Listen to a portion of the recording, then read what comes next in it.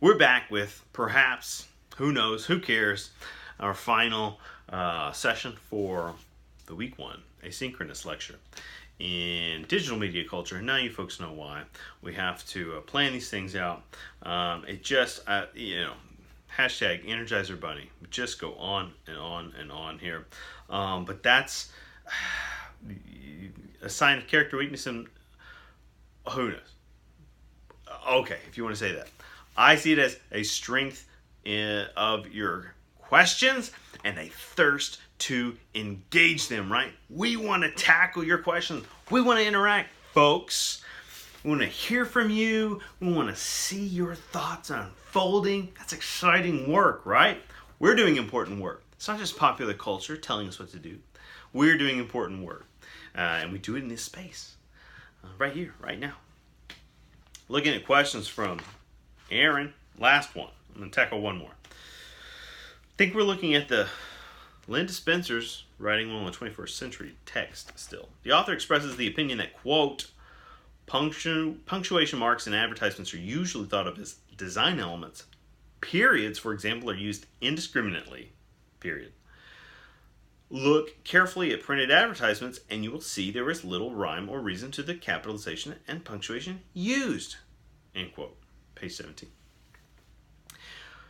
Comment here, commentary alert, op-ed. Text in advertisements and graphic design in general is typically well thought out and deliberate. Hey, speaking from experience, right? What might Spencer be basing this opinion on? And just to clarify, let me moderate here, right? Be the moderator, negotiate a truce. I sense that she's recognizing that advertising. She's not saying advertisers are intentional, right? There's decision making. They say like, okay, the period goes here, whatever. I want the exclamation point, but I think Spencer, and it's a small point, but she's stressing that grammar rules do not dictate how they get applied in advertising. That advertising will leave, 1 week they're gladly following the rules, but then it's just as easily the next week they will shatter them if it sells, if it's catchy, if it sounds well, if money signs start replacing eyeballs, right? Think of like Scrooge McDuck or cartoon characters with the little S's, little money signs in their eyes.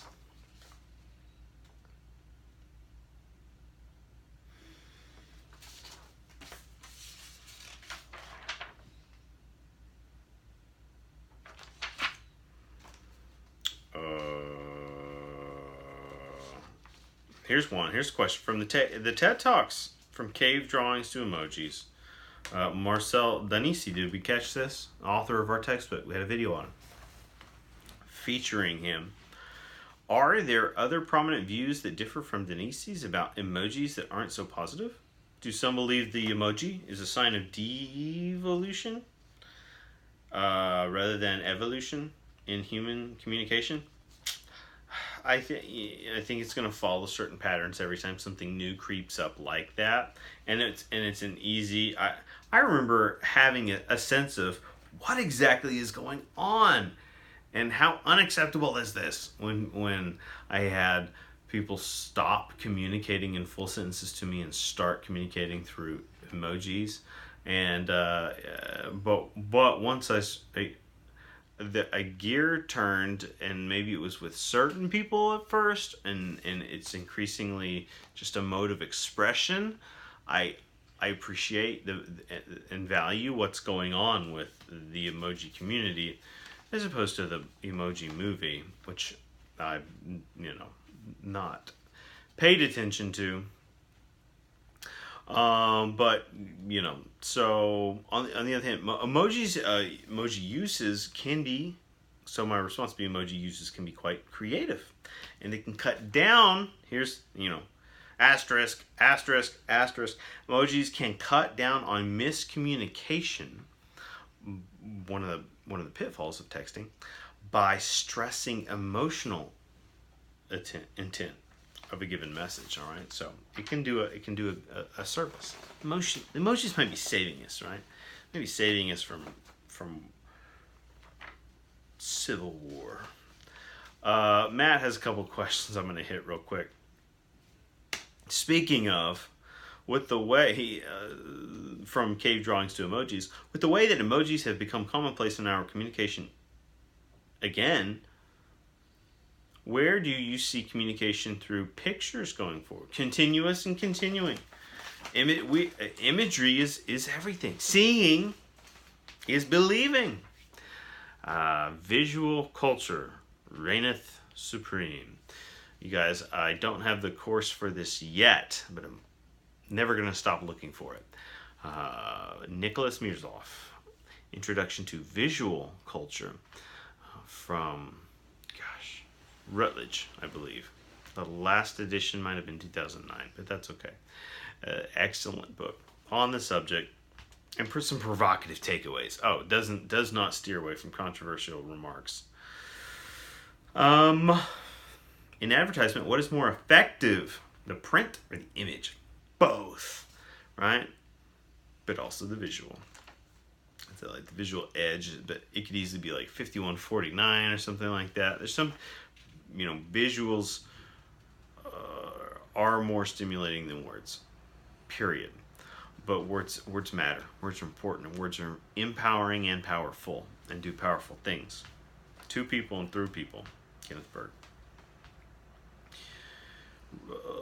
Writing in the 21st Century, The 5 Essentials, Chapter 1, Linda Spencer. According to this book, semicolons will be nearly non-existent in writing in the next 20 years. Is this a problem? No. Hate the semicolon.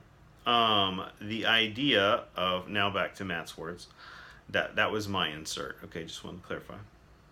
He didn't suddenly explode in, bold all caps. The idea of losing an entire punctuation is kind of scary, no? Scarier than fake news? Scarier than, Russian Twitter bots? Wait, what is it scary than? What about that viral video of the ocean waves full of trash? The amount of Amazon rainforest that's gone so that they could, I don't know, farm high fructose corn syrup or something like that, right? There are many scare. We're the process of colonization of the New World and all of the dead languages that happened as a result of assimilation, cultural assimilation to new laws and restrictions. I think we can sacrifice the semicolon for some of those. Next book. Okay, pop culture.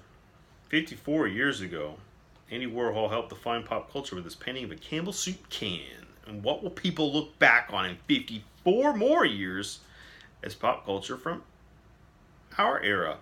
Ask Lady Gaga. I don't know. I'm not even sure she's relevant anymore. It changes all the time. It's crazy. Email future president of the United States, Taylor Swift. And we might get some answers there.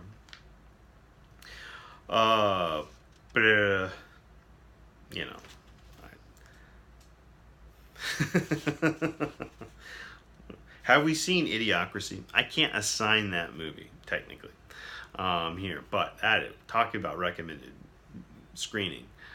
Idiocracy, yowza. Don't be afraid to laugh at it, and don't be afraid to be horrified. Both and. Nostalgia for my generation is Super Nintendo and DuckTales. That is evident with the internet's push for... Nostalgia for my generation is Super Nintendo and DuckTales. Which evident with the internet's push with glorifying things from this time. Does the internet improve our appreciation? I wrote enhance. of nostalgia, or does it make it less special, the pop culture, with our instant access to those things that we are nostalgic for? Instant gratification, an important theory we consider in this degree program. Instant gratification has its useful, pleasure-centric effects, but it has its downside as well. For example, the decrease in attention spans due to digital content, mobile devices. It's like, oh, I love all of these things from, my childhood of 1970s, 1980s, 1990s. I love them. Oh, I want to bathe in them. I want to roll around and binge watch it all. And here's the funny thing. Then you actually get around to doing those things. And then, you're 8 minutes into episode 1. You're like bored out of your mind. You're checking your phone. You're ready for like a nap or something. Guess what? That is that downfall of nostalgia playing out. Nostalgia is a funny mechanism, because it sort of, there's a process of erasure that takes place, right? And it will selectively explore. No, I got a book about nostalgia around here somewhere. This is opportunity for cheap plug. Here we go. Here's one. Mediated nostalgia. Individual memory and contemporary mass media. Ryan Lizardi, there you go. Look it up. Check out that book. Lizardi actually has a newer book on the same subject, even more relevant. So, buzzword there. We'll have to throw it up on D2L. Okay. Final questions, lightning round. I want to hit some from Dale. What exactly is popular culture? Right? Better question, what isn't popular culture anymore? As we tried to demonstrate, so many things can be transformed into popular culture. I guess I grew up in the disco era. What era are we in now? Many simultaneous eras. We're postmodern, of course. The post-truth era was the first one that came to my mind. The post-TV era, Strange Love would tell us. There's 2 eras, many eras, all the eras. Is it possible to control which trends succeed in popular culture? You can manipulate without dictating. Okay, so strings can be pulled behind the scenes. Things can be manipulated, and we can get, it's all about access. This is Matt Zoller Seitz, right? So, editor-in-chief of RogerEbert.com and co-author of TV the Book, something we've sampled in a previous class, Common Cultural Change. He's a very active voice on Twitter, has terrific things to say there, and some antagonistic, but it's fair game. He talks about how we have that the streaming age is causing a lot of these artifacts to just disappear. Okay, so if it's not available immediately now on Netflix or wherever, then we don't know it exists anymore. It's losing its cultural cachet. So many of these artifacts that influence generations. Does pop culture distract us from things that are important, like memorizing scripture or visiting relatives, people in need of a helping hand? Yes, of course it does. Of course it can, and it does. Okay. According to table 1.1, if I watch Discovery Channel and listen to NPR, am I considered high culture? I didn't know I was so uppity. Congratulations, Dale. Both congratulatory and I'll let you down.